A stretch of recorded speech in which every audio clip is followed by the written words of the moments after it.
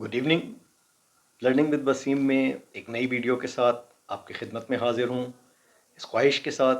खुश रहें, मुस्कुराते रहें। आज का मेरा टॉपिक थोड़ा सा इंटरेस्टिंग भी है और थोड़ा सा कंट्रोवर्शियल भी है। अब आप कहेंगे कंट्रोवर्शियल किस तरह?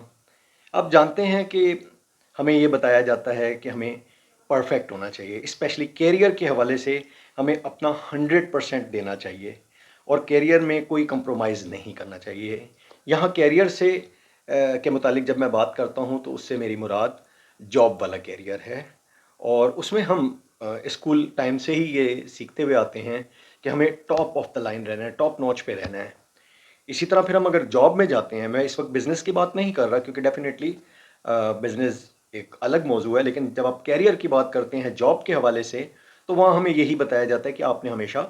टॉप के ऊपर लीड करना है, आपने हमेशा टॉप के ऊपर जाना है और उसके लिए आपका परफेक्ट होना बहुत ज़रूरी है। आपकी हर चीज़ परफेक्ट होनी चाहिए, आपकी कम्युनिकेशन परफेक्ट होनी चाहिए, आपकी अंडरस्टैंडिंग परफेक्ट होनी चाहिए, आपकी लर्निंग परफेक्ट होनी चाहिए, मीन्स ईच एंड एवरीथिंग आपकी परफेक्ट होनी चाहिए ताकि आप बेहतर से बेहतर तरीके से परफॉर्म कर सकें। तो अब आप थोड़ी देर के लिए मुझे बताइए कि आप जॉब कर रहे हैं, बिजनेस नहीं कर रहे, आप कैरियर बनाने जा रहे हैं, बिजनेस नहीं कर रहे, जॉब कर रहे हैं, तो आपकी इस 100% परफेक्ट होने का जो कामयाबी है और इसके जो रिजल्ट्स हैं उसका बेनिफिशियरी कौन होगा? आप? बिल्कुल नहीं, आप उसके बेनिफिशियरी नहीं होंगे। बेनिफिशियरी वो कंपनी या वो अदारा होगा या वो इंस्टीट्यूशन होगा जिसके लिए आप काम कर रहे हैं। अब यहां मैं आपको ये बताना बड़ा ज़रूरी समझता हूं कि आप 80% लेवल तक अगर अपनी कैपेसिटी पे काम करते हैं तो आप इस डायरेक्शन में जाते हैं, लेकिन वहां से अगर आप 100% पे जाना चाहते हैं तो आपको इमीडिएटली ऊपर की तरफ मूव करना पड़ता है, बहुत हार्ड वर्किंग करनी पड़ती है और डेफिनेटली अगर आप परफेक्ट होना चाहेंगे तो उसकी कॉस्ट है और उस कॉस्ट को मीट करने के लिए आपको किन चीज़ों की कुर्बानी देनी पड़ती है, क्या आपने इस पर भी कभी गौर किया है? तो गौर कीजिए, आज से गौर कीजिए। अगर आप परफेक्ट होने जा रहे हैं, अगर आप अपने कैरियर में परफेक्ट बनने जा रहे हैं तो याद रखिए कि आपको जिन चीज़ों की कुर्बानी देनी पड़ती है उसमें आपकी हेल्थ आ जाती है, उसमें आपकी रिलेशनशिप आ जाते हैं, उसमें आपकी पीस आ जाती है, आपकी मेंटल कैपेसिटी आ जाती है, आपकी मेंटल वेलबींग आ जाती है, उसमें आपके रिलेशंस आ जाते हैं, उसमें आपके बच्चे आ जाते हैं। इन सब को आप टाइम नहीं दे पाते क्योंकि आपका टोटल फोकस कैरियर बिल्डिंग की तरफ होता है। और अगेन जब इस कैरियर के आप टॉप पे पहुंच जाते हैं और वहां से जब आप उस कुर्सी से रिटायर होते हैं या उस कुर्सी से हटते हैं तो कभी आप उसको कंपेयर करके देखें इन एडवांस कि आपने क्या पाया और क्या खोया। क्योंकि आप अगर टॉप नॉच पोजीशन पे चले जाते हैं, आप अगर से बिल्कुल कंपनी के टॉप नॉच पोजीशन पे भी चले जाते हैं और जब वहां से आप हटते हैं तो विद इन नो टाइम, 1 महीने के अंदर अंदर आपकी जगह कोई ले लेगा एंड देन आप एक जो आपके अंदर की एक इनर सेटिस्फैक्शन होती है कि मैं लोगों को बताऊंगा कि मैं यहाँ का डीएम था, मैं यहाँ का सीईओ था, मैं यहाँ का डायरेक्टर था, मैं यहाँ का जनरल मैनेजर था, मैं यहाँ का हेड ऑफ द डिपार्टमेंट था। तो ये सारी चीज़ें थे में आएंगी, ये सारी चीज़ें इस बात पे ख़त्म होगी कि मैं यहाँ था और मैं ये करता था। और आप बिलीव मी कि अक्सर व बेशतर लोग तो ये जानते भी नहीं होंगे कि ये जो डिपार्टमेंट का आप नाम ले रहे हैं उसकी वर्किंग क्या थी। उनको इस चीज़ का एहसास ही नहीं होगा, उनको इस चीज़ का पता ही नहीं होगा कि आप जिस टॉप नॉच पोजीशन पे पहुंचे थे उसकी जो एक उसकी अपनी जो एक अंदर से आपको उसकी जो ईगर थी, जो आप उस पहुंच पे पहुंचना चाहते थे, उसकी हैसियत क्या है और वो कितना मुकाम रखती है। सो हमेशा मैं आपको ये कहूँगा, don't try to be perfect. Perfect बनने की तरफ नहीं जाएं, हर चीज़ को बैलेंस रखें, कैरियर को अपने ज़रूर इंप्रूव करें, कैरियर के लिए अपना बेस्ट डिलीवर करें, बट 80%, नॉट 100%। क्यों कि अगर आप कैरियर को 100% देंगे तो रिमेनिंग आपका रिलेशन जो है वो 20% पे रह जाएगा, आपकी जो मेंटल वेलबींग है वो 20% पे रह जाएगी, आपकी जो हेल्थ है वो 20% पे रह जाएगी, आपकी इवन आपकी जो मनी है वो भी 20% पे रह जाएगी। अब आप कहेंगे कि ये क्या बात हुई, मैं जब अच्छी पोस्ट पे जाऊंगा तो डेफिनेटली मैं अर्न भी ज़्यादा करूंगा और जब मैं अर्न ज़्यादा करूंगा तो मैं तो बहुत उसका बेनिफिट ले रहा हूँ, बट ऐसा रियलिटी में है नहीं।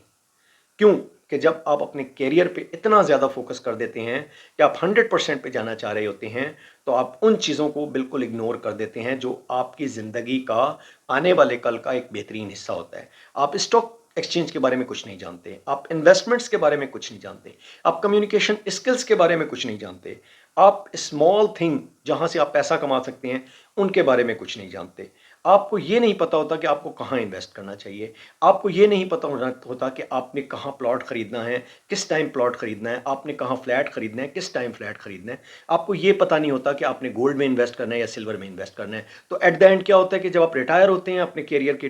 टॉप पोस्ट से रिटायर होते हैं, उसके बाद जब ये मरहला आता है कि अब आने वाले टाइम के लिए आपकी इनकम की सोर्स क्या होगी, तो फिर आप मुख्तलिफ़ किस्म की फ्रॉड्स का निशाना बनते हैं। आप सही प्रॉपर्टी नहीं खरीद पाते, आप सही किराया नहीं किराए वाली चीज़ नहीं खरीद पाते, आप सही जगह इन्वेस्ट नहीं कर सकते, तो आप लूज़ कर जाते हैं। तो एट द एंड क्या हुआ कि आपने कैरियर का 80% को 100% पे पहुंचाने के लिए अपनी पूरी ज़िंदगी लगा दी, अपना सारा टाइम लगा दिया, अपने रिलेशन ख़राब कर लिए, अपने बच्चों को आप टाइम नहीं दे पाए, अपनी फैमिली को आप टाइम नहीं दे सके, कि अपनी हेल्थ को आपने ख़राब कर लिया, और एट द एंड वो कुर्सी आपने अचीव कर ली, आप टॉप नॉच पोजीशन पे पहुंच गए, और उसके बाद जब आप रिटायर्ड हुए तो अब वो कुर्सी भी आपकी नहीं है। अब आप जब मार्केट में अपने कारनामे बताते हैं कि मैं कैरियर के उस पीक पे पहुंचा, तो कोई नो वन इम्प्रेस, कोई भी इम्प्रेस नहीं होता,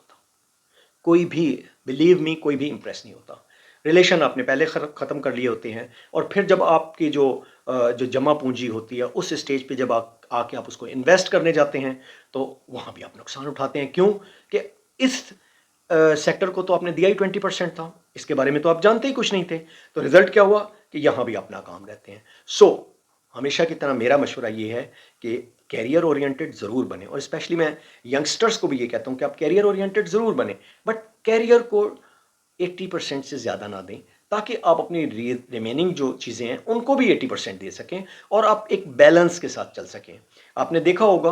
कि आप, हम बड़ी पोस्ट की बात करते हैं, मैं एग्जांपल के तौर पे किसी डॉक्टर की बात कर लेता हूँ, तो अगर वो डॉक्टर अपने कैरियर के पीक पे जाने के लिए डिग्रियों पे डिग्रियाँ लेगा, मेहनत से मेहनत करता जाएगा, और किसी स्टेज पे वो जाके हेड बन जाता है अपने डिपार्टमेंट का, या हॉस्पिटल का हेड बन जाता है, लेकिन जब वो एक आम आदमी के पास जाएगा तो वो उसको क्या ट्रीट करेगा?